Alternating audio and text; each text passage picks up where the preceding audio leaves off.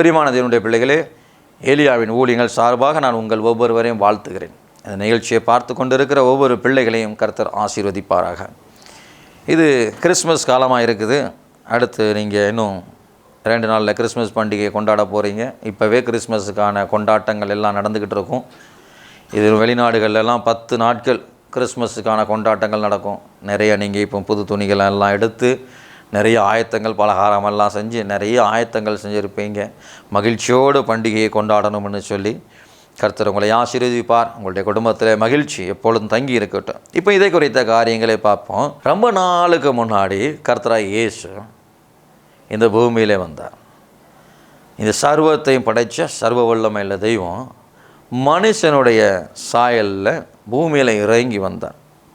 அவர் வந்த காரணம் என்ன? இங்கே ரோமர் புஸ்தகம் 6வது அதிகாரம் 23வது வசனம் இங்கே சொல்லியிருக்குது. ரோமர் புஸ்தகம் 6வது அதிகாரம் 23வது வசனம், பாவத்தின் சம்பளம் மரணம். வேதம் சொல்லுது பாவத்தின் சம்பளம் மரணம்னு.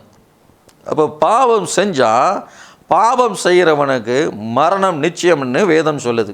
ஆதியிலே தேவனாகிய கர்த்தர் வானத்தையும் பூமியையும் உண்டாக்கி எல்லாத்தையும் படைச்சதுக்கு அப்புறமாக ஆதாம் ஏவாள் இருவரை உண்டாக்குறார். இந்த ஆதாம் ஏவாள் இவங்களை படைச்சி இவங்களை கையில் இருக்க பூமியிலிருந்து மண்ணை எடுத்து மனுஷனாக உண்டாக்கி தேவசாயலில் அவனை வச்சிருக்கிறாரு. அவனுக்குள்ளே தன்னுடைய ஆத்மாவை கொடுத்தார். அவன் ஜீவாத்மாவானான். இந்த ஆதாம் தனிமையாக இருப்பது நல்லதில்லை அப்படின்னு சொல்லி ஆதாமுக்கு ஒரு துணையை உண்டாக்கி வைக்கிறார். இப்போ இவங்களுக்கு ஒரு கண்டிஷன் ஒன்று கொடுத்துருக்கிறார். ஏதேனுங்கிற தோட்டத்தில் இதெல்லாம் நடக்குது. ஏதேன் தோட்டத்தில் ஆதாம் ஏவாள் 2 பேரும் இருக்கிறாங்க. இவர்கள் தான் ஆதி மனுஷர்கள். முதல் மனுஷன் முதல் மனுஷி இருக்கிறாங்க. இப்போ கர்த்தராகி ஆண்டவர் சொல்கிறாரு, இந்த தோட்டத்தில் இருக்கிற எல்லாத்தையும் நீங்கள் புசிக்கலாம், உங்களுக்கு எல்லா அதிகாரமும் கொடுக்குறேன். இந்த பூமிக்கு கீழே தண்ணீருக்கு மேலே வானத்துக்கு கீழே எல்லா அதிகாரமும், பூமிக்கு மேலே வானத்துக்கு கீழே எத்தனை அதிகாரமும் நான் உனக்கு தான் கொடுக்குறேன், அதிகாரத்தை நீ வச்சுக்கோன்னு சொல்லி அதிகாரத்தை கொடுத்துட்டு இந்த தோட்டத்தில் மத்தியில் இருக்கிற ஒரே ஒரு விருட்சத்தின் கனியை மாத்திரம் நீ புசிக்காத அப்படின்னு சொல்லி சொல்கிறார். இப்படி அவர் புசிக்காது அப்படின்னு அந்த கனியை விலக்கி வச்சிருக்கிறாரு. அதை புசிக்கிற நாளில் நீ சாகவே சாவா, அதை சாப்பிட்டா நீ செத்துருவே அப்படின்னு சொல்கிறார். இப்படி ஒரு கண்டிஷனை போட்டு அங்கே வச்சிருக்கிறார். மற்ற எல்லாத்தையும் நீ சாப்பிட்லாம், உனக்கு புசிப்புக்கு தேவையான எல்லாமே இருக்குது. எது நமக்கு தேவையான ஒன்றோ அது நமக்கு தேவை. எது ஒன்று தேவை இல்லையோ அது நாம் செய்யவே கூடாது. நமக்கு தேவையில்லாத காரியத்தில் தலையிடும்போது அங்கே தான் பாவம் உருவாகுது. அங்கே தான் பாவம். உனக்கு எது கொடுக்கப்பட்டிருக்குதோ அதுதான் உன்னுடையது. உனக்கு எது கொடுக்கப்படலையோ அது உன்னுடையது கிடையாது. பிறனுடைய யாதொன்றையும் இச்சியாதிருப்பாயாக அப்படின்னு வேதம் சொல்லுது. எதையும் மேலேயும் நீ ஆசைப்படக்கூடாது. உனக்குன்னு கொடுத்துருக்குது. உன் மனைவி மேலே நீ ஆசைப்படு, உன் பிள்ளைகள் மேல் உனக்குரியவர்கள், உன் வீடு உனக்குரியது, நீ கஷ்டப்பட்டு உழைக்கிற உழைப்பினுடைய பலன் உனக்குரியது, நீ சம்பாத்திய பண்ண பணம் உனக்குரியது, நீ வாங்கின பொருள் உனக்குரியது. இன்னொருவன் வாங்கினது இன்னொருவனுக்குன்னு சொல்லி நியமிக்கப்பட்டிருக்கிறது மேலே நீ ஆசைப்படக்கூடாது. இப்போ கர்த்தராகி ஆண்டவர் அங்கே என்ன சொல்கிறாரு? எல்லாத்தையும் புசிக்கல, எல்லாம் உனக்கு தான் கொடுத்துருக்கேன், இந்த நடுசுல இருக்கிறத மட்டும் தொடாத. அதை தொடாதன்னு சொன்னால் அது உனக்கு கிடையாது. நீ உனக்குள்ளாத பொருளை எதுக்காக நீ தொடணும்? அதை ஏன் நீ பார்க்கணும்? அதான் உனக்கு கிடையாது, நீ இதை எடுக்கக்கூடாதுன்னு சொல்லியாச்சு. நீ இதை தொடக்கூடாது, அதை பார்க்கவும் கூடாதுன்னு சொல்லியாச்சு. அப்போ நீ அதை பார்க்க. அப்போ இங்கே இந்த ஏவாள் அந்த கனியை புசித்து அதை பார்த்தா அது பார்க்குறதுக்கு அழகாக இருந்தது, புசிக்கிறதுக்கு அருமையாக இருப்பது போல் தெரிஞ்சுது. அது சர்ப்பம் போல் புசின்னு சொல்ல இந்த காரியங்கள் உங்களுக்கு தெரியும். அவளும் போய் அந்த கனியை எடுத்து புசிக்கிறாள். அவள் சாப்பிட்டது மாத்திரம் அல்லாமல் அவள் சாப்பிட்டுட்டு ஆதாமுக்கும் போய் கொடுக்குறாள். ஆதாம் கிட்ட ஏற்கனவே தேவனாகிய கர்த்தர் சொல்லியிருக்கிறாரு, இதை சாப்பிட்ட அன்னைக்கு நீ சாகவே சாவேன்னு. ஆனாலும் ஆதாம் தேவனுடைய வார்த்தையை மீறி அதை சாப்பிட்றான். தேவனுடைய வார்த்தையை மீறுவது பாவம். தேவனாகிய கர்த்தர் உனக்கு என்ன செய்யணும்னு சொல்லியிருக்கிறாரோ அதைத்தான் நீ செய்யணுமே தவிர அவர் சொல்லாத எதையும் செய்யக்கூடாது. அவருடைய வார்த்தையை மீறி செய்கிற ஒவ்வொரு செயலும் பாவம். அது எதுவாக இருந்துட்டு போட்டும். இப்போ அவர் சொல்கிறத காரியங்களை மாத்திரம் தான் செய்யணும். இப்போ ஆதாமுக்கு சொல்லியிருக்கிறார் இதை செய்யக்கூடாதுன்னு, அதை மீறி ஆதாம் செய்கிறா. செஞ்சதுனால அது பாவமாகுது. ஆதாம் அந்த கனியை புசித்த உடனே கண்கள் திறக்கப்பட்டு நிர்வாணிகள் அப்படின்னு சொல்லி அவர்கள் அறிகிறாங்க. இப்போ கர்த்தராகிய ஆண்டவர் வழக்கம் போல் எப்பொழுது வரும்போது போல் பகலில் குளிர்ச்சியான வேலையில் ஒரு சாயங்காலம் நேரத்தில் அப்படியே வர்றாரு. தோட்டத்தில் பார்க்குறது வழக்கமாக வர்றது போல் ஆதாமை தேடுற, ஆதாமே ஆதாமே எங்கே இருக்கேன்? ஏன்னா வழக்கமாக வந்து பார்க்குற இடத்துல கர்த்தராகிய ஆண்டவர் வந்து நிற்கிறாரு. அங்கே ஆதாமை காங்கலை. வழக்கமாக இருப்பானே இந்த இடத்துக்கு, டெய்லி பேசுவோமே, இன்றைக்கி ஏன் காங்கலை? அப்போ கூப்பிட்றாரு, ஆதாமே நீ எங்கேப்பா இருக்க? அப்போ ஆதாமுக்கு தெரியும் இது ஆண்டவர் வர்ற நேரம், அவர் வந்துட்டார் அப்படி தெரிஞ்சே அவர் வர்ற நேரம் தெரிஞ்சு மறைஞ்சி உட்காந்துருக்குறாங்க. மரத்துக்கு பின்னாடி போய் ஒளிஞ்சிக்கிட்டாங்க. இப்போ கர்த்தராகி ஆண்டவர் கேட்கும்போது ஆதாம் ஒளிஞ்சு இருந்துட்டு சொல்கிறாரு, ஆண்டவரே நான் நிர்வாணியாக இருக்கேன், நான் வஸ்திரம் இல்லாமல் நிர்வாணமாக இருக்கேன், அதனால் உங்கள் முன்னாடி வர வெட்கப்பட்டு போய் நான் மறைஞ்சிருக்கேன். அப்போ கர்த்தராகி ஆண்டவர் கேட்குறாரு, நீ நிர்வாணின்னு உனக்கு சொன்னது யாருப்பா? இப்போ பிள்ளைகள் பிறக்குது, பிறந்த பிள்ளை, அந்த பிள்ளை நிர்வாணமாக தான் பிறக்குது. அந்த பிள்ளை எவ்வளோ பெரிய ஆளாகும் வரைக்கும் தாய் தான் துணி எடுத்து உடுத்தி மாற்றி எல்லாம் பண்ணுறாங்க. பெற்றெடுத்த தாய் தான் பிள்ளை நிர்வாணியாக இருக்குது அப்படின்னு நினச்சது கிடையாது. ஏன்னா தான் பிள்ளை நான் தான் பெற்றேன், நிர்வாணமாக தான் பெற்றேன், ஏன் பிள்ளை. இப்போ கர்த்தராகிய ஆண்டவர் தாயை போல், ஏன்னா அவர் பெற்றெடுத்த பிள்ளை, அவருடைய ஆத்மாவை கொடுத்துருக்கிறாரு, தான் பிள்ளையை தேடுறாரு, பிள்ளை எங்கே போய் ஒளிஞ்சிருக்கு காங்கலையேன்னு. அப்போ அங்கே பிள்ளை அங்கே ஆண்டவரை பார்த்து சொல்கிற, ஆண்டவரே நான் நிர்வாணியாக இருக்கேன். அப்போ தகப்பன் பெற்றெடுத்த தாயாகி ஆண்டவர் அவர் பார்க்குறாரு, பிள்ளைக்கு நிர்வாணின்னு சொல்லி கொடுத்தது யார்?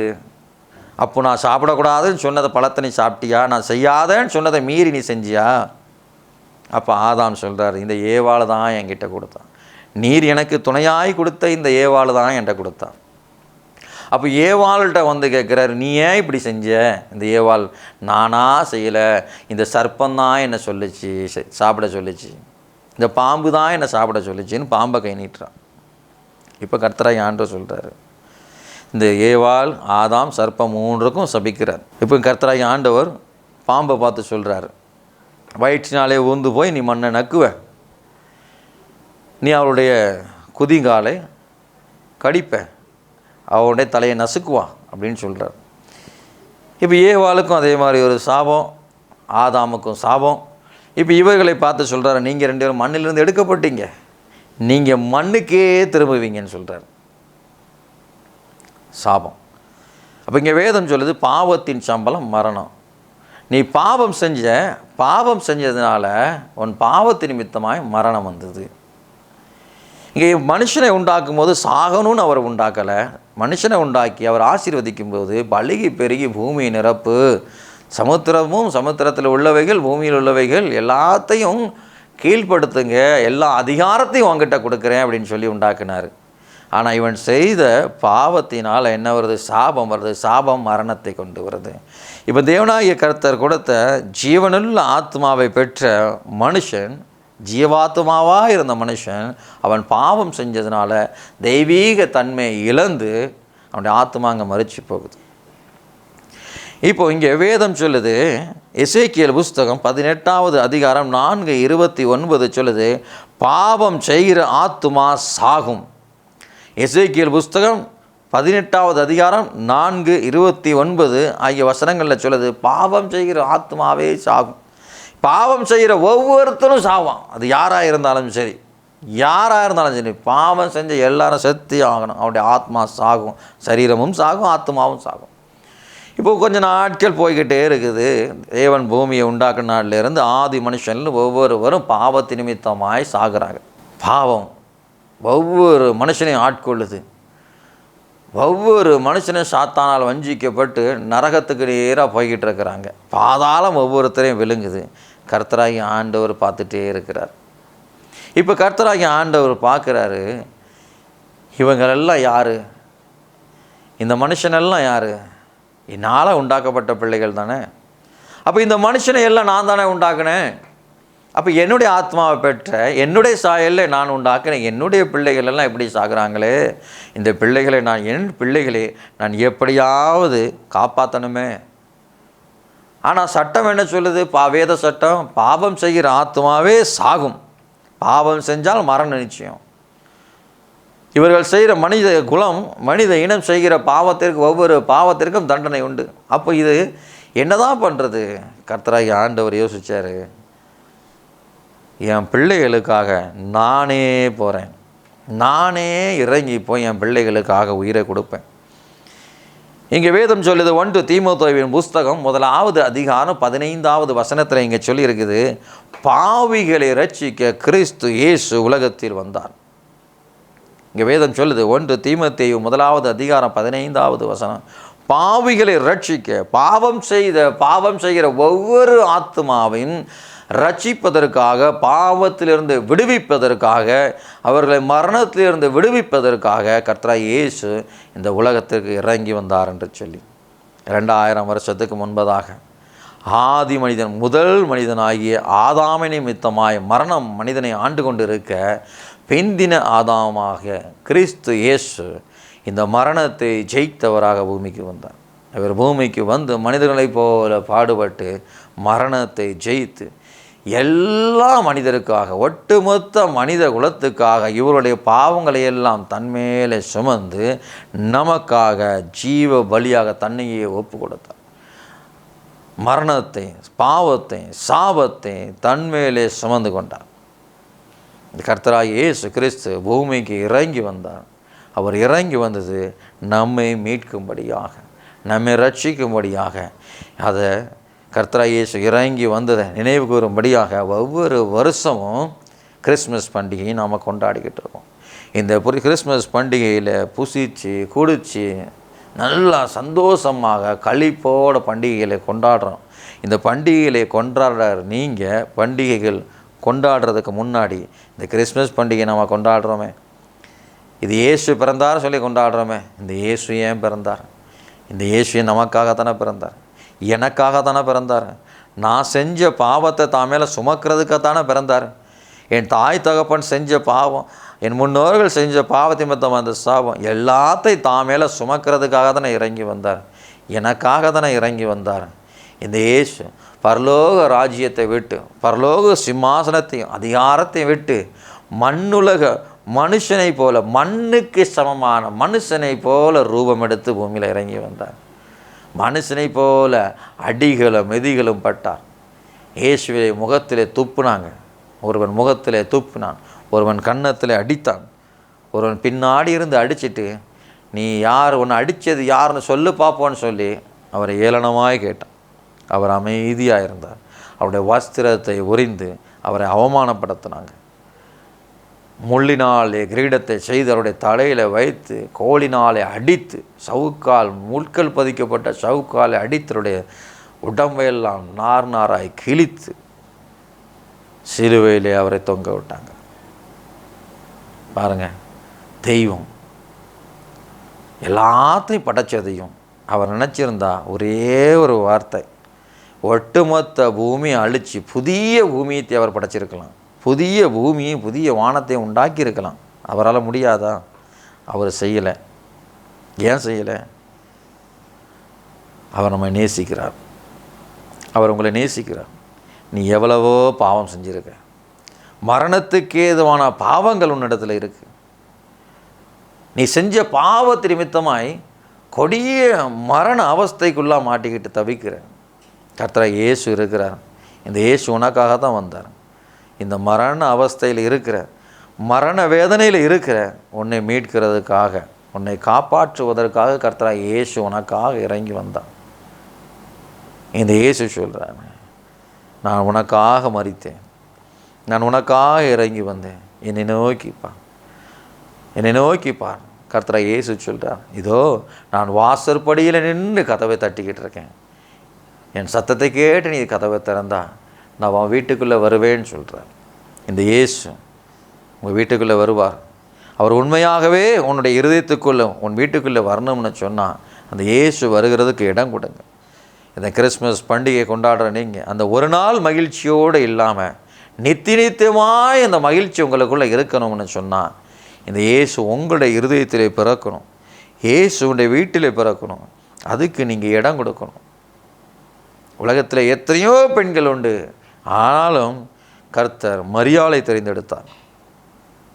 அதே போல் கர்த்தர் உங்களுடைய இருதயத்தில் பிறக்கிறதுக்கு, உங்களுடைய வீட்டில் வருகிறதுக்கு இடம் கொடுங்க.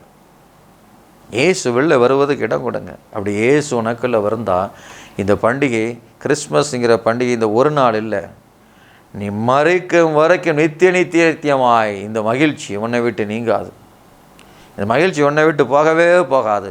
அப்படி இல்லாமல் இயேசுக்கு இருதயத்தில் இடம் கொடுக்காமல் நீ இந்த பண்டிகையை கொண்டாடினா, இயேசுக்கு உள்ளத்தில் இடமில்லாமல் இந்த பண்டிகை பாவத்தோடு கொண்டாடினா, புசிச்சு குடிச்சு பாவத்தில் நீ இந்த பண்டிகை கொண்டாடினா, அன்னைக்கு ஒரு நாள் தான் கிறிஸ்மஸ் நாள். அந்த 25 டிசம்பர் நாள் முடிகிறதுக்குள்ளே சோகம் உன்னை மூடிக்கொள்ளும். திரும்பவும் அதே மரண பயம், அதே பயம், அதே வெறுப்பான வாழ்க்கை, கசப்பான வாழ்க்கை உன்னை பின்தொடர்ந்து வரும். இந்த பாவம் இருக்க இருக்க இருக்க கசப்பும் வெறுப்பும் உன்னை பின்தொடர்ந்து வரும். கர்த்தருடைய பாதத்தில் இப்பொழுதே விழுந்து, இயேசுவே நீங்கள் உள்ளத்தில் வாங்கன்னு கேளு. அன்றைக்கு பூமியில் பிறந்த இயேசு உன் உள்ளத்தில் வருவதற்கு இடம் கொடு. அன்றைக்கு பூமிக்கு வந்த இயேசு உன் வீட்டுக்குள்ளே வருவதற்கு இடம் கொடு. கர்த்தர் உங்களை ஆசீர்வதிப்பார். இந்த கிறிஸ்மஸ் பண்டிகை உங்களுக்கு மகிழ்ச்சியாக இருக்கட்டும். நான் உங்களுக்காக ஜெபிக்க போகிறேன். என்னோடு கூட சேர்ந்து ஜெபிங்க. கர்த்தர் உங்களை ஆசீர்வதி. மகா கிருபை இரக்கமுள்ள நல்ல தேவனே, உம்மை நன்றியோடு துதிக்கிறேன், ஸ்தோத்திரிக்கிறேன் அப்பா. இந்த நாளுக்காய் உம்மை நன்றியோடு துதிக்கிறேன், ஸ்தோத்திரிக்கிறேன். இந்த நிகழ்ச்சியை பார்த்து கொண்டு இருக்கிற ஒவ்வொரு பிள்ளைகளுக்காய் உம்மை ஸ்தோத்திரிக்கிறேன். நம்முடைய பிள்ளைகளுக்காய் நான் ஜெபிக்கிறேன். பாவத்து நிமித்தமாய் வந்த வியாதியிலே, சிக்கலிலே தவித்து கொண்டு வேதனையோடு இருக்கிற உம்முடைய பிள்ளையை ஒரு விஷயம் கண்ணோக்கி பாரும். இந்த நேரத்தில் ஆண்டவரே என் பாவங்களை மன்னியும் என்று சொல்லி கேட்கிற பிள்ளைகளுடைய பாவத்தை மன்னியுங்கப்பா. தேவனே என் உள்ளத்திலே வாங்க என்று சொல்லி கூப்பிடுற பிள்ளைகளுடைய உள்ளத்திலே வாங்க ராஜா. என் ஆண்டவரே என்னுடைய வீட்டில் பிரவேசியும் அப்பா என்று சொல்லி கூப்பிடுகிற பிள்ளைகளுடைய வீட்டில் பிரவேசிங்க ராஜா. இந்த நாளை நீங்கள் ஆசீர்வதிங்க. இனி வருகிற ஒவ்வொரு நாளும் உடைய பிள்ளைகளுக்கு ஆசீர்வாதமாக இருக்கட்டும். இந்த கிறிஸ்மஸ் நாள், அந்த நாள் ஒரு நாளோடு நின்று விடாமல், இயேசு பிறந்ததாக நினைக்கிற அந்த ஒரு நாள் மகிழ்ச்சியோடு நிற்காதபடி உடைய பிள்ளைகளுக்கு நித்திய காலமாக மகிழ்ச்சி தங்கி இருக்கும்படி உடைய பிள்ளைகளை ஆசீர்வதியும். மரண கட்டுகள் எல்லாம் தெரிப்புண்டு போகட்டும். நீர் மரணத்தை ஜெயித்தீர். உடைய பிள்ளைகளை சுற்றி கட்டியிருக்கும் மரண கட்டுகள் எல்லாம் உடைந்து போகட்டும். கட்டுகள் அவிழ்க்கப்படட்டும் இயேசுவின் நாமத்தினாலே. நீ பிள்ளைகளை ஆசீர்வதியும், உள்ள குடும்பத்தை ஆசீர்வதியும். நம்முடைய பிள்ளைகள் இந்த இடத்துல தேவையோடு, ஆண்டவரே என் குடும்பத்தில் இன்னும் குறைகள் இருக்குது, தேவைகள் இருக்குது, எல்லா காரியங்களும் குறைவோடு இருக்கிறோமே என்று சொல்லி வறுமையில் வேதனையில் இருக்கிற பிள்ளைகளையும் ஒரு விஷயம் கண்ணோக்கி பார்த்து அவருடைய வறுமைகள் எல்லாம் நீக்கி, வேதனைகளை நீக்கி, அவருடைய தேவைகளை எல்லாம் சந்தியும். சரீரத்திலேயும் ஆத்மாவிலும் ஆரோக்கியத்தை கட்டளையிடும். மன மகிழ்ச்சி அவர்களை கட்டளையிடும். நீர் அவர்களை ஆசீர்வதியும். இயேசுவின் மூலமாக ஜெபிக்கிற நல்ல பிதாவே, ஆமேன் ஆமேன் ஆமேன். உங்கள் எல்லோருக்கும் இனிய கிறிஸ்மஸ் நல்வாழ்த்துக்கள். கர்த்தர் உங்களை ஆசீர்வதிப்பாராக. God bless you.